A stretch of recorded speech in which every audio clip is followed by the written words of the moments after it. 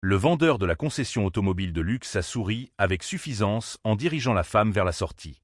Avec ses vêtements simples et son allure modeste, elle avait l'air de ne pas être à sa place. « Désolé, madame, ce n'est pas un endroit pour les curieux », a ricané l'un d'eux. Mais il n'avait aucune idée de qui elle était ni de ce qui les attendait le lendemain. Attendez la suite. Clara ne s'est jamais beaucoup souciée des apparences. Bien qu'elle soit mariée à l'un des hommes les plus riches de la ville, James Harrington, elle était une femme au goût simple. Le milliardaire l'adorait pour son humilité, mais elle avait appris à ses dépens que le monde juge souvent les gens sur leur apparence. Cet après-midi-là, Clara a décidé de se rendre dans une concession automobile haut de gamme pour acheter à James un cadeau surprise. Une voiture de luxe élégante et personnalisée. Elle est entrée, observant le showroom rempli de véhicules coûteux et brillants, mais au lieu d'un accueil chaleureux, elle a été accueillie avec dédain. « Puis-je vous aider ?» a demandé un jeune vendeur, cachant à peine son irritation. « Oui, » a dit Clara en souriant, « je suis intéressé par l'un de vos modèles haut de gamme, la Rolls-Royce Phantom. » Le vendeur a ricané, échangeant des regards amusés avec ses collègues. « Madame, vous devriez peut-être regarder quelque chose de plus abordable. Nous avons des berlines d'occasion à l'arrière. » Clara a froncé les sourcils. « Je suis intéressé par la Rolls-Royce. » Un autre vendeur, un grand homme au sourire arrogant, a croisé les bras. « Écoutez, nous n'avons pas de temps à perdre avec des gens qui ne sont pas des acheteurs sérieux. Nous ne pouvons pas laisser n'importe qui s'asseoir dans ces voitures. » L'insulte a piqué, mais Clara est restée calme. « Il ne faut pas juger un livre à sa couverture, » a-t-elle dit doucement. Le grand vendeur a ri. « Et vous ne devriez pas nous faire perdre notre temps. Veuillez partir. » Embarrassée et blessée, Clara s'est retournée et est sortie. Les rires des vendeurs ont résonné derrière elle. Ce soir-là, Clara était inhabituellement silencieuse pendant le dîner. James l'a immédiatement remarqué. « Qu'est-ce qui ne va pas, chérie ?» a-t-il demandé en posant sa fourchette. Elle a hésité, puis lui a tout raconté.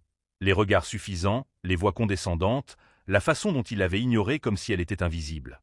L'expression de James s'est assombrie. « Ils t'ont traité comme ça. » Clara a haussé les épaules. « Ce n'est pas la première fois. Je suppose que j'attendais juste mieux. » James s'est penché en arrière, un éclair pensif dans les yeux. « Cette concession appartient à un de mes amis. Il est peut-être temps qu'ils apprennent une leçon. » Le lendemain après-midi, la concession bourdonnait d'activité. Les vendeurs divertissaient des clients fortunés lorsqu'un rugissement de moteur profond et incomparable a rempli le showroom. Les têtes se sont tournées alors qu'une Rolls-Royce Phantom noire et deux autres voitures de luxe s'arrêtaient à l'entrée. Les portes se sont ouvertes et James Harrington, le milliardaire, la légende, en est sorti. Les vendeurs se sont figés. Le grand, celui qui avait humilié Clara la veille, a rapidement ajusté sa cravate et s'est soudainement redressé. « Monsieur Harrington, quelle surprise !» James l'a ignoré et s'est tourné vers Clara, qui était sortie de la voiture et rayonnait dans une robe simple. Il a pris sa main et l'a conduite à l'intérieur. « Vous savez, » a rugi James, balayant du regard les employés stupéfaits, « ma femme est venue ici hier pour m'acheter une voiture, mais au lieu de l'aider, elle a été insultée et renvoyée. » Le directeur, un homme d'âge moyen en costume bleu marine, s'est précipité, en sueur. « Monsieur, il doit y avoir un malentendu. » Nous. James a levé la main. « Pas de malentendu, juste un mauvais jugement. J'ai donc une décision à prendre. Dois-je acheter la Phantom aujourd'hui ?» Il a fait une pause, laissant leur espoir grandir, puis son sourire a disparu. « Ou dois-je aller faire mes affaires ailleurs ?» Les visages du personnel sont devenus pâles. « Monsieur Harrington, » a balbutié le grand vendeur, « nous ne savions pas quelle était votre femme. Si nous avions su. » Le regard acéré de James l'a réduit au silence. « Vous devriez traiter chaque client avec respect, pas seulement ceux que vous pensez être riches. » Le directeur s'est avancé, s'inclinant légèrement. « S'il vous plaît, monsieur, nous nous excusons profondément.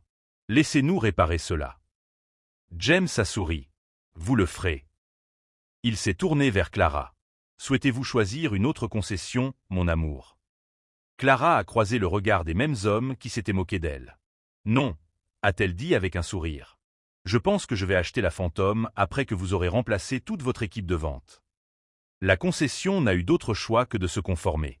À la fin de la journée, plusieurs vendeurs avaient perdu leur emploi, remplacés par des professionnels formés pour traiter chaque client avec dignité. Alors que Clara et James s'éloignaient dans leur toute nouvelle Rolls-Royce, Clara a ressenti une satisfaction tranquille, non pas parce qu'elle avait prouvé sa valeur, elle n'en avait jamais eu besoin, mais parce qu'elle leur avait rappelé une vérité simple. le respect ne coûte rien, mais vaut tout. Vous lèveriez-vous contre la discrimination comme Clara l'a fait? Partagez vos pensées dans les commentaires ci-dessous. Si vous aimez les histoires inspirantes comme celle-ci, n'oubliez pas d'aimer, de vous abonner et de cliquer sur la cloche de notification pour en voir plus. D'où regardez-vous cette vidéo? Faites-le nous savoir dans les commentaires. Prenez soin de vous.